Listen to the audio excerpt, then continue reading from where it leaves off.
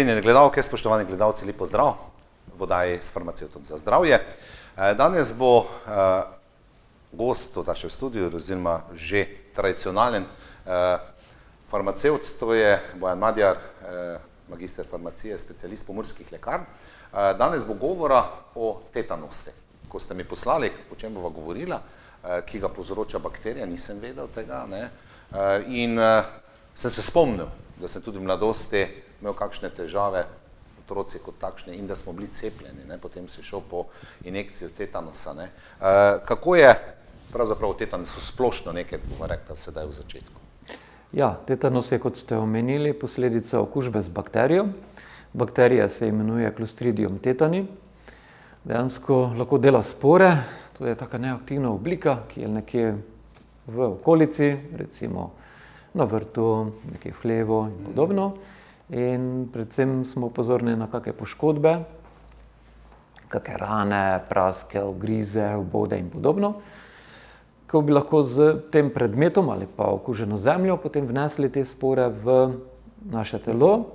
Te spore se v anaerobnih pogojih, to je v pogojih, kjer je odsotnost kisika, začno lepo razmnoževati, sproščati nevrotoksin. Sama bakterija, sama kot taka sicer ni nevarna, ampak to spojino, ki jo sprošča, nevrotoksin, pa potem po krvi, po limfi potuje, gre do hrbtenjače, do možganskega debla in tle ukvari prenos živčnih impulzov, signalov. Ta inkubacijska doba lahko traja tam 3 do 21 dni, ampak ko pride na mesto in tam začne povzročati težave, pa potem mi pravimo, da smo zboleli za tetanusom. Kakšni so pravzaprav simptomi? Kaj se kaže? Če pravite, da gre v centralno živčevje, da gre v hrbtenjačo, glavo boli, kot recimo pri meningitisu, kaj jaz vem. Jaz sem laik v tem, kakšne glavo boli, omotica ali kaj podobnega. Kakšni so pravzaprav simptomi? Zraven tega, da se slabo počutimo, jasno. Ja, to je kar resno stanje. Tetanus sicer je tako, poznamo različne oblike, ne? Poznamo generalizirano obliko ali pa lokalizirano obliko, pa še kakšna bi se našla. Najpogostejša je pa ta generalizirana oblika, tetanus verjetno vsi poznamo po krčih, ampak začne se tako, tle najprej prizadenejo se mišice, te žvekalne mišice, recimo čeljusti, imamo težave z požiranjem, odpiranjem ust, otrdelost vratu, potem se lahko to širi dejansko na celo telo. Zanimivo je, da naša zavest sicer v nobenem trenutku vse do smrti ni prizadeta, so pa prizadete zelo te mišice, recimo prihaja do krčev, stisnemo pesti, stegnemo noge, telo se usloči, ti krči so lahko zelo hudi. Seveda je odvisno zdaj spet, kere mišice so bolj ali manj prizadete. Bojimo se prizadetosti dihalnih mišic, sapnika, kajti lahko enostavno pride do zadušitve. Tako, ja. Lokalizirana oblika je recimo manj pogosta, ampak lahko tudi vodi potem v to generalizirano obliko. Lokalizirana je zelo podobna, ampak s to razliko, da recimo, če smo nekje imeli poškodbo noge ali pa roke, se pravi, se začne v tem udu in predvsem tle se pojavljajo te težave, lahko pa seveda potem se prenese na celo telo. Lahko so tudi drugi simptomi, recimo začnemo se močno potiti, imamo povišano telesno temperaturo, srce nam razbija, poviša se nam krvni tlak, tako da spremljajočih simptomov je kar nekaj. Nekaj ste že rekli, kako se okužimo, kako vnesemo v svoje telo, to ne, jaz se spomnim kot majhnega, ne, ko smo otroci, ki stopili na žebelj ali pa kaj podobnega, ja, zdaj pa po injekcijo tetanusa, da ne boš dobil tetanusa, ne. Se pravi, rana mora biti verjetno, ne, se pravi nekje, zdaj različno, ki na roki, na nogi, ne. Nekaj ste omenili tudi v zvezi z piki, se da tudi s kakšnimi insekti to zadeva prenesti okužba ali kaj podobno? Z insekti po moji vednosti niti ne. Lahko so pa seveda poškodbe strani živali, recimo, da nas predvsem v nekem ruralnem okolju kak pes ugrizne ali pa opraska mačka, ne, tudi to je možno. Ne vem, mačka hodi po vrtu, ima na sebe, recimo na tačkah dobi te spore, nas opraska in prinese to v naše telo. Tako da to je tudi možno, ne. Potem so kakšne hude opekline, poškodbe oči, strelne rane, na vrtu delamo in se kaj vrežemo, vsekamo, zbodemo. Recimo tudi možno je, da se prenese pri izvajanju piercinga, če je material, pač, ki se uporablja, ni sterilen, ali pa recimo pri uživalcih intravenskih drog, recimo možnosti je kar nekaj. Ja, najbolj pa pomislimo na te klasične stopiš na žebele, kaj takega. Ja. Kako pričnemo to zdravljenje, oziroma rekli smo preprečitev je s tem, da greš takoj po injekcijo tetanusa, sicer pa kako se ta zadeva zdravi, ki pa ne vemo, koliko je teh spor praktično nekje zunaj, ne? Lahko jih je veliko na nekem območju, nekaj manj, ne? Tudi to je verjetnost potem okužbe večja ali manjša. Ne? Kako pričnemo z zdravljenjem, seveda, če takoj reagiramo, kako pa, če zamujamo pri tem? Ja, to takoj reagiramo, to v takih primerih res svetujemo. To je zelo pomemben podatek, da je nazadnje ta oseba dobila odmerek cepiva, ne? Na to se potem gleda, zdaj, če tega ne vemo, je boljše iti do zdravnika, da se to preveri, oziroma da se za vsak slučaj še en poživitveni odmerek da. S cepljenjem je tako, da ne omogoča doživljenjske zaščite, ne.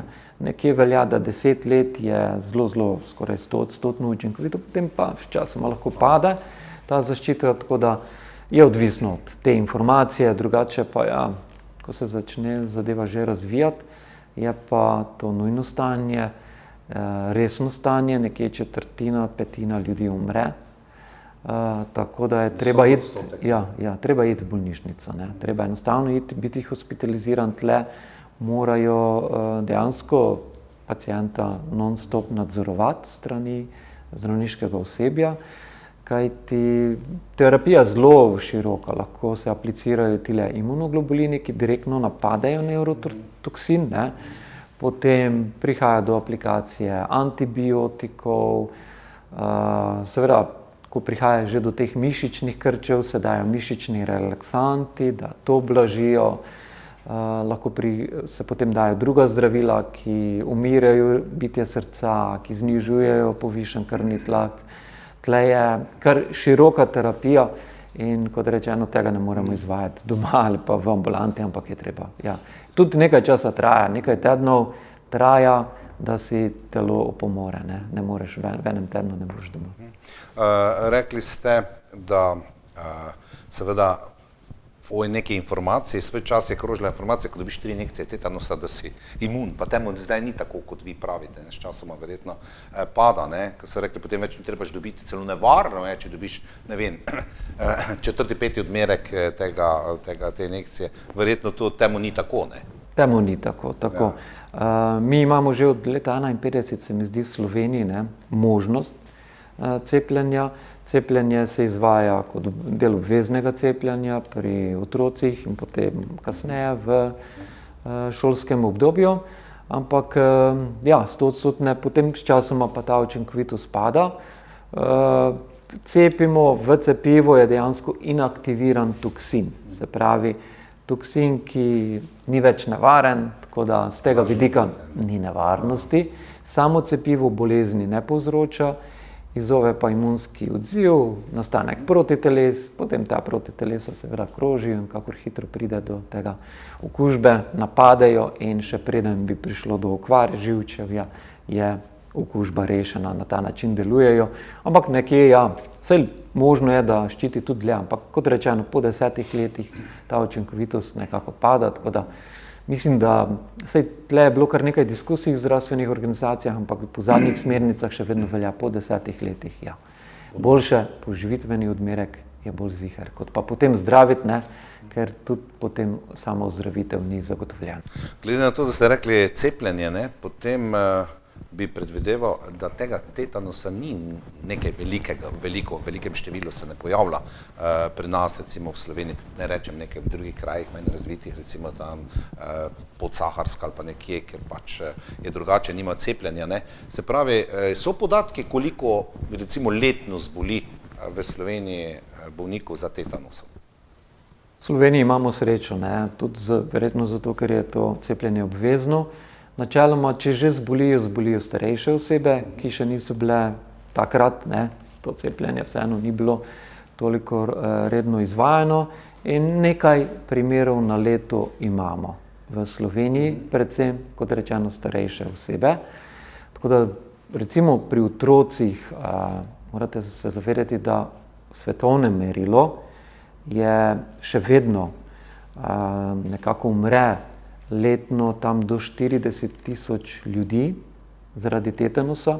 Polovica te številke so otroci mlajši od 5 let. Ne. Pri nas nekje od 90 let pa do 2015 nismo imeli nobenega primera, da bi sploh zbolel, ne da bi umrl, da bi zbolel otrok za tetanusom. No, leta 2016 je bil en tak primer, mislim, da ni bil smrtni primer, je pa bila okužba, se pravi bolezen, so ga, mislim, da rešili otroka, otrok pa ni bil cepljen. Ne. To je pa spet ta zgodba, ki se nam vleče zaradi ene raziskave zelo zavajajoče, se ljudje bojijo cepljenja in zavračajo cepljenje kar vse po vrsti in seveda potem prihaja nažalost do takih posledic. Kot rečeno, na srečo pa pri nas je teh primerov malo. V tujini pa je še vedno, cepivo je dostopno, ne, ampak odvisno od države do države. Ne. Problem je tle... Kako regulira, ne? Tako. Pa koliko se lahko privošči, ne. Problem je Azija, problem je subsaharska Afrika, ne. Tle imajo tega še veliko. Je pa res, da so tudi v tem področju, recimo v 20 letih, zadnjih 20 letih je dejansko smrtnost padla za več kot 90%, kar je ogromno, tudi na svetovni ravni. Ne. Seveda pri vsaki taki stvari bolje preprečevati, kot pa potem zdraviti, absolutno. Ne. Kaj vi svetujete kot preventivo, da se ne bi recimo okužili s tetanusom oziroma s to bakterijo? Ne? Preventiva je cepljenje, ne? Da se gremo cepiti.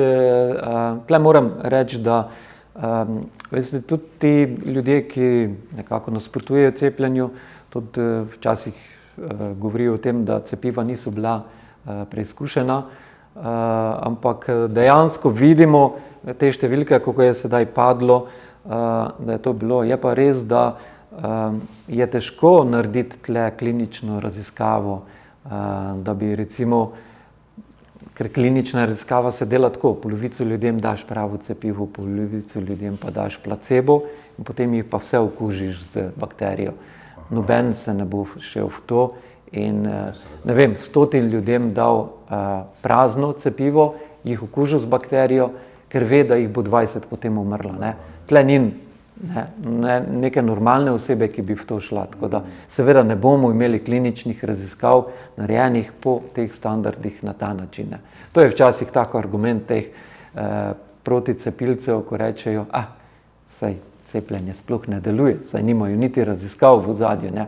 Hvala Bogu, da takih raziskav nimamo. To je počel Hitler, potem pa nihče več. Ne.